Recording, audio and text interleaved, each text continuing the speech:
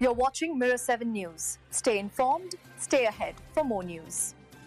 Bill Belichick's long-awaited debut as a college head coach at the University of North Carolina was anything but the triumphant moment many fans had hoped for. On Monday night in Chapel Hill, the 73-year-old coaching legend, who spent over 2 decades building a dynasty with the New England Patriots, watched his Tar Heels get dismantled by TCU, falling 48-14 in a lopsided contest. The night actually started with promise. The stadium was electric-packed with celebrities, former players, and alumni like Michael Jordan, Roy Williams, Lawrence Taylor, Julius Peppers, and Ncaa, all there to witness the spectacle. Even former Patriots stars Randy Moss and Tendy Bruschi were in attendance, adding to the hype. Belichick walked the sideline in his signature cutoff hoodie, leading a roster that had been almost completely overhauled with about 70 new players. And right out of the gate, the Tar Heels gave everyone something to cheer about. They marched 83 yards in their opening drive and struck first with a touchdown,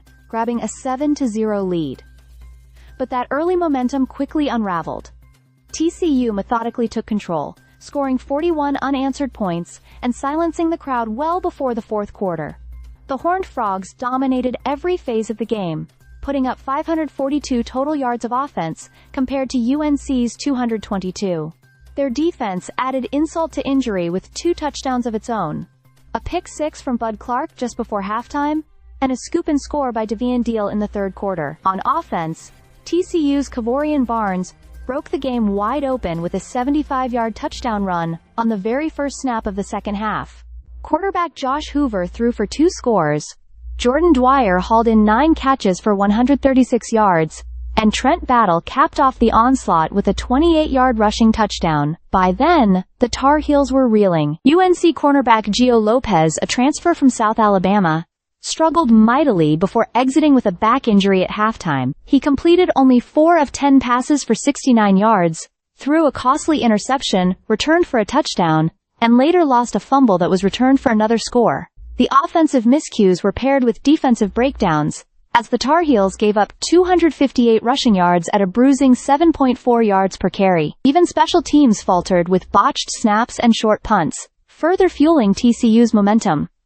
For Belichick, the loss was not only humbling but also historic. It tied for the second worst defeat of his coaching career, and the 48 points allowed were the most ever surrendered by a Tar Heels team in a season opener.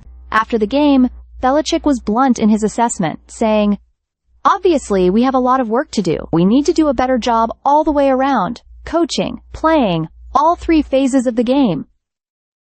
It was a painful reminder that success won't come overnight. Belichick's reputation as one of the greatest football minds ever remains intact.